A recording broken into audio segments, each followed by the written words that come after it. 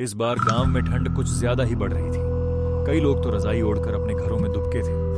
हवा चुभन भरी थी, धुंध लगातार गहराती जा रही थी और रात का सन्नाटा थोड़ा थोड़ा डर भी पैदा कर रहा था। सब कुछ शांत था, पर उस खामोशी के भीतर एक अजीब सी बेचैनी तैर रही थी, मानो रात खुद कुछ कहने वाली है। उस रात हम लोग प्रतिदिन की तरह ही दिन भर का काम काज निपटाकर 3-4 गांव वाले चौपाल पर जमा थे। सालों से हमारी यह आदत रही है कि काम खत्म करके यहां बैठते हैं। भाई, इस साल तो ठंड ने सच में कहर ढा दिया है। रात को लगता है जैसे माघ महीने वाला पाला पड़ रहा हो। सुबह सुबह ट्रैक्टर स्टार्ट करने से पहले ही हाथ सुन्न पड़ जाते हैं। इतनी कड़क ठंड पहले कब पड़ी थी याद ही नहीं पड़ता। मुझे तो उस बात की चिंता है जो प्रीतम ने कल रात कही थी। बस वही बात मेरे दिमाग में घूम रही है। अरे, किस बात की चर्चा कर रहे हो तुम दोनों? मुझे भी बताओ ना, आखिर ऐसी कौन सी बात है जिसने तुम्हें इतना परेशान कर रखा है? धीरे बोलो भाई। प्रीतम ने बताया कि कल रात नदी के किनारे एक अजीब सी परछाई घूम रही थी। एक औरत की परछाई, वह भी बिल्कुल अकेली। उसे देखकर तो प्रीतम बेहोश होते होते बचा था। अरे भाई, ये हवा तो सच में हड्डी कंपा देने वाली चल रही है। और देखो, काफी रात भी हो गई, लेकिन अपना कहानी वाला धर्मपाल काका अभी तक आया ही नहीं। उसे तो अब तक पहुंच जाना चाहिए था। काका के बिना तो चौपाल का माहौल जमता ही नहीं। अरे देखो, शायद धर्मपाल काका आ रहे हैं। सबकी नजरें अंधेरे में टिकी थीं। धुंध इतनी घनी थी कि कुछ भी साफ दिखाई नहीं दे रहा था। तभी दूर से एक आकृति धीरे धीरे उभरती हुई दिखाई दी। करीब आने पर पता चला वह कोई और नहीं, गांव के कहानी सुनाने वाले धर्मपाल काका थे। काका बिना एक शब्द बोले चौपाल में आए और धीरे से आकर आग के बिल्कुल पास बैठ गए। अरे काका, आज आपने इतनी देर कैसे कर दी?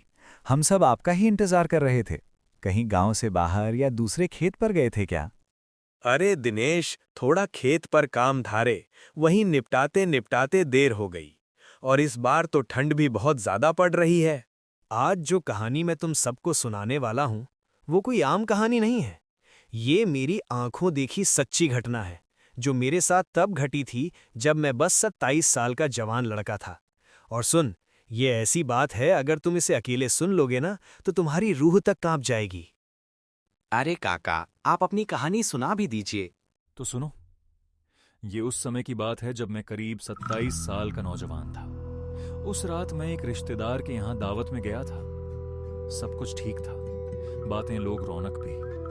लेकिन जब मैं वहां से वापस लौट रहा था, तब तक रात बहुत गहरी हो चुकी थी और पिछले 2-3 दिनों से लगातार बारिश हो रही थी। उस दिन भी मौसम कुछ ठीक नहीं था।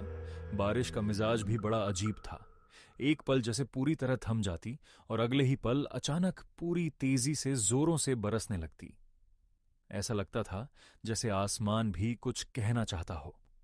मैं थोड़ा आगे बढ़ा तो मुझे सामने एक चाय की दुकान दिखाई दी। मैं धीरे धीरे उसकी तरफ चल पड़ा।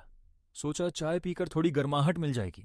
लेकिन अजीब बात यह थी कि उस चाय की दुकान को छोड़कर इस रास्ते पर दूर तक कोई दुकान नहीं थी। आसपास कोई आदमी भी नजर नहीं आ रहा था। सिर्फ दूर दूर तक सन्नाटा। बाहर बिजली कड़क रही थी, पर बारिश अब भी तेजी से गिर रही थी। इस सुनसान माहौल में मुझे भी हल्का हल्का डर लगने लगा। मैं उस सुनसान चाय दुकान में चुपचाप बैठा ही था। तभी अचानक एक बूढ़ी औरत मेरे बिल्कुल पास आकर रुक गई। वह कुछ पल तक मुझे बस घूर ही रही और फिर धीमी कांपती हुई आवाज में बोली, अरे बेटा, जरा एक बात कहूं, थोड़ा आगे तक छोड़ देगा क्या? ये रास्ता बहुत सुनसान है, अंधेरा भी घना हो गया है। अकेले जाने से डर लग रहा है। बरसात में पैर फिसलते रहते हैं। ऊपर से मैं बूढ़ी अम्मा हूँ, पैर भी अब पहले जैसे नहीं चलते। बस थोड़ा साथ चल दे बेटा। आप किस तरफ जा रही हैं अम्मा? बेटा, मुझे पुरानी हवेली के पास जाना है बेटा। अम्मा, मैं तो चौराहा पुल जा रहा हूँ। तू किस रास्ते से होकर जा रहा है? वो पुल वाला रास्ता है क्या? हाँ अम्मा, पुल वाले रास्ते से ही जा रहा हूँ। पर आप ये क्यों पूछ रही हैं? हाँ, वो रास्ते का पुल डूब गया होगा। मैं उसी पुल से आया था तब ठीक था। शायद कल पानी में डूब गया होगा।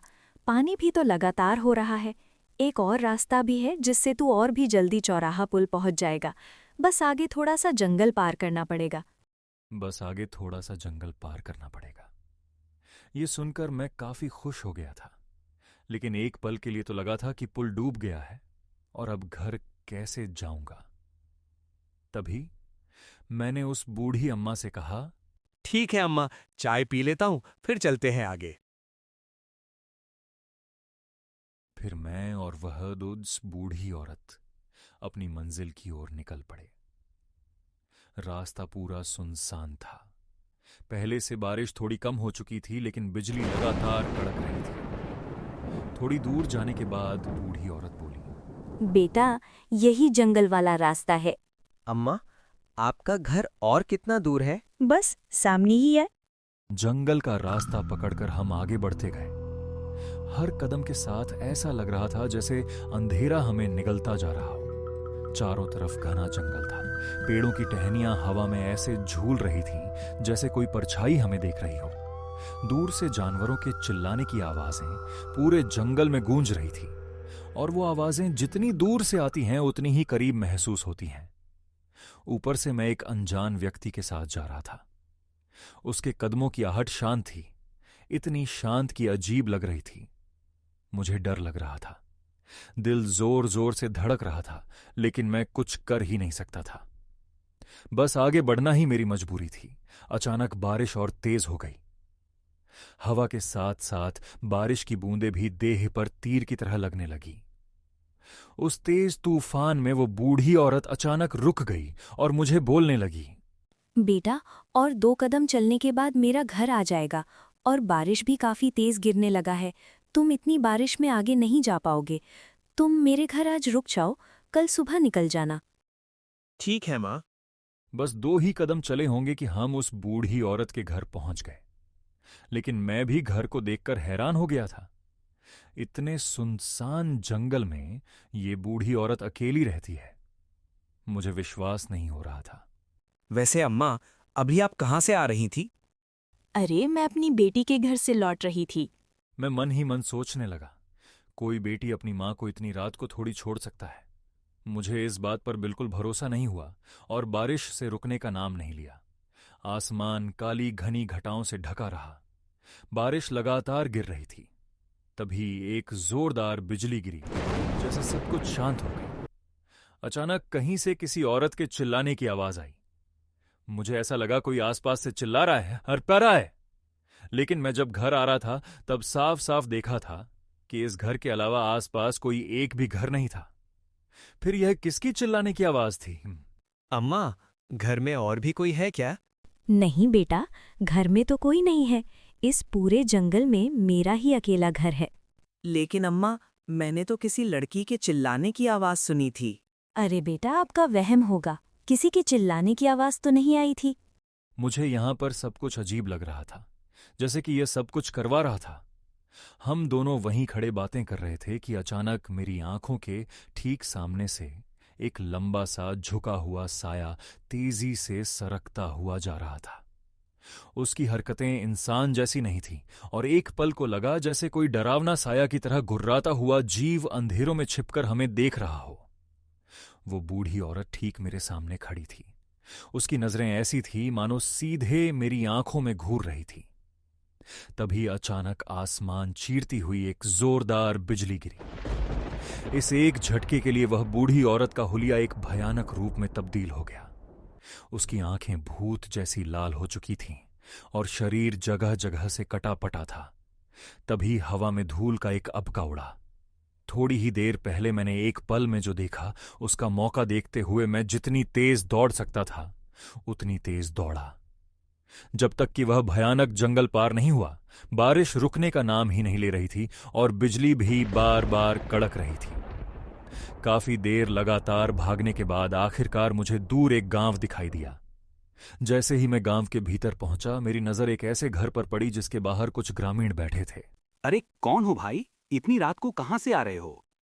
मेरे साथ जो भी घटा था, हर बात मेरी उन गांव वालों के सामने बताई। मेरी बातों को सुनकर वे सब स्तब्ध रह गए थे और मेरी तरफ देखते रहे। अरे भाई, वहां नीचे देखते रहोगे क्या? ऊपर आके बैठो। मैं कांपते कांपते ऊपर गया था और सबके बीच बैठ गया। मेरी हिम्मत नहीं हो रही थी कि मैं वहां से घर की तरफ जाऊं।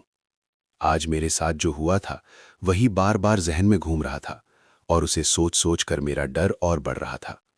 ऊपर से जोरदार बिजली ये बोल रही थी और पानी झड़ता जा रहा था। क्या तुम उसी छोटे जंगल वाले रास्ते से आए हो? अरे भाई, उस रास्ते में तो अक्सर अजीब अजीब घटनाएं होती रहती हैं। अच्छा किया जो तुम वहां से भाग निकले, क्योंकि कुछ साल पहले उसी रास्ते पर एक बूढ़ी औरत का घर था। उस दिन भी जोरदार बारिश और तूफान चल रहा था। तभी एक भारी भरकम पेड़ उसके घर पर गिर गया। वो वहीं दबकर मर गई। तभी से लोग उस जंगल से होकर आने जाने से डरते हैं। उस रास्ते की रात में तो हवा भी अजीब सी लगती है। उस रात मुझ में इतनी हिम्मत नहीं बची थी कि घर वापस जा सकूं। गांव वालों से थोड़ी देर बातचीत करने के बाद एक काका ने मेरे लिए वहीं सोने का इंतजाम कर दिया। मैं चारपाई पर लेट तो गया, लेकिन आंखों में नींद का नामो निशान नहीं था। रास्ते में देखा हुआ वो भयावह मंजर बार बार दिमाग में घूम रहा था। मैं जितना सोने की कोशिश करता उतना ही डर मेरे भीतर जाग उठता और मुझे पूरी रात जगाए रखता। अगले दिन सूरज की पहली किरण पड़ते ही मैं जल्दी से अपने घर की ओर लौटा। रात का डर अभी भी मन में ताज़ा था, इसलिए गांव से निकलते वक्त भी मेरे कदम अपने आप तेज हो गए।